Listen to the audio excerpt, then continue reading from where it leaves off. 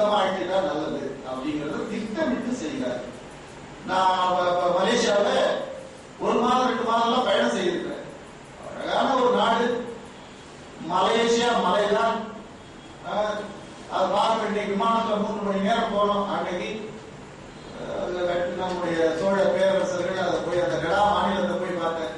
காழகம் என்ற பெயர் அதுக்கு. இந்த காழகம் என்று சொன்னால் காழகன் அடி காடகன் அடி கடான்னு ஆனது.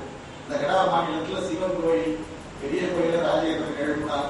அந்த கோயிலெல்லாம் இடிச்சுட்டாங்க. இன்னும் அந்த அடி சுவடு இருக்கிறது.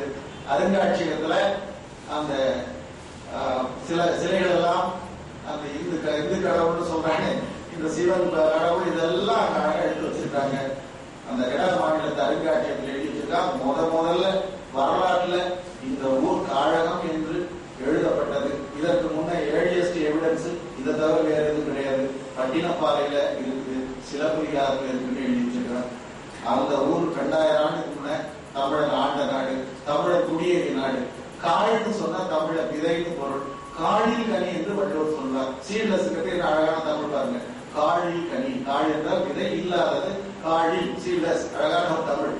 காழ்ங்கிறது முற்றியது, வைரம் பாய்கிறது பொருள், கருப்பானது பொருள். அந்த மலேசிய மண் கருமை நிறமான மண், அதனால அது காழ் அகம் காழகம் பேர். காலுவல் பெருமான் கருநாடகம் என்ற ஊர் பேரை ஆய்வு செய்கிற போது பிளாக் சாயில் லேண்ட் எழுதி கருநாடு கர்நாடு கர்நாடக நாடு பிளாக் சாயில் லேண்ட் எழுதி ஒப்பு நோக்குன்னு போட்டு காழகம் எழுதி வச்சிருக்காரு. அதுவும் கருப்பு நாடு தான் பேரு. எவன் வச்சது 2000 ஆண்டுக்கு முன்ன? தமிழை வச்சது. கூலியா போனா 200 ஆண்டுக்கு முன்ன. இன்னைக்கு அவங்க எவ்வளவு இழிவான சொற்களால மலேசியா நடந்தாங்க, எவ்வளவு நெருக்கடிகளுக்கு ஆளாகி இருக்கிறார்கள். படிப்படியாக அவர்கள் அங்கு வாழ முடியாத துன்பங்களுக்கு எப்படி ஆளாகிறார்கள். அந்த பயணம் செய்கிற பொழுது வெளியூர்ல அந்த பேருந்துகள், அந்த இருந்து கலைப்பாறை இடங்கள், கழிப்பறைகள் இதெல்லாம் போகும்போது பார்த்தா நமக்கு அப்படியே மெய்ஸ் இருக்கிறது. அந்த நாடு அவ்வளவு பெரிய நாடா இருந்தாலும் அந்த கழிப்பறை பகுதிக்கு நாம போனோம்னா எப்படிதான் நம்ம ரத்தம் வாசம் அடிக்குதான் இன்னும் தெரியல அப்படின்னு கும்பிடுவான். இந்த வேலையை தான் தமிழை செஞ்சுட்டு இருக்கான். இவ்வளவு பெரிய நாட்டுல, இவ்வளவு அழகான நாட்டுல கூட ஏன்னா அவங்க போய் கழிப்பறை சுத்தம் பண்றது. அவனுக்கு நம்மளை பார்க்கும்போது தான் முகம் மாறுது. ஆனா நம்ம பார்க்க நாணமா இருக்கு நமக்கு அவன் பார்க்க. அது போல சிங்கப்பூர்ல போய் பாருங்க, அந்த டேக்காங்கிறது லிட்டில் இந்தியான்னு சொல்றான். அங்க 10,000 பேர் ஞாயிற்றுக்கிழமை கூடுவான். 10,000 பேர்ல 9,000 பேர் தமிழ். எல்லாம் நம்ம ஊர் பக்கத்துக்காரவங்க தான்.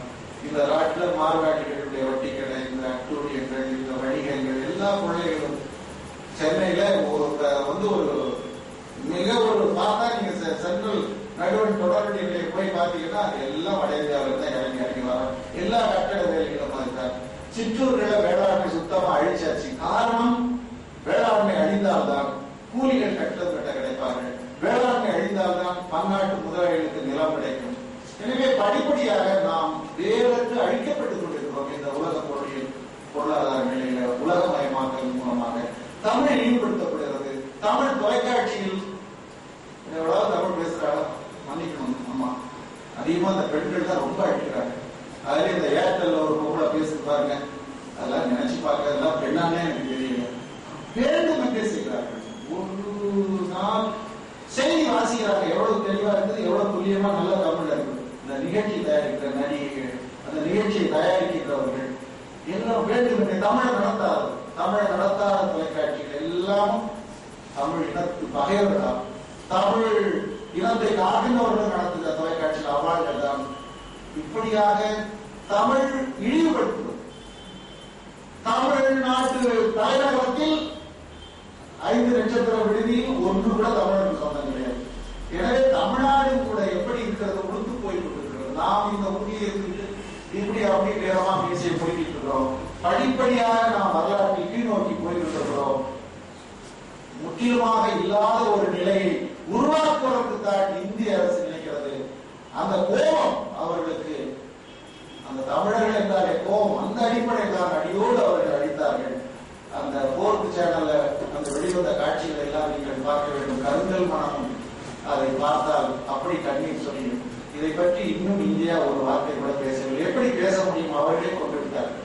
திருடர்களே அவர்களே கொண்டு விட்டு இந்த மீது நடவடிக்கை எடுக்கும் என்று சொன்னால் அவன் இலங்கைக்காரன் சொல்லுவார், நீதானே எல்லாத்தையும் எனக்கு உதவி செஞ்ச. அவன் சொல்றான், இந்தியா இந்த உதவியை செய்யவில்லை என்றால் நாங்கள் இந்த வெற்றியை பெற்றிருக்க முடியாது.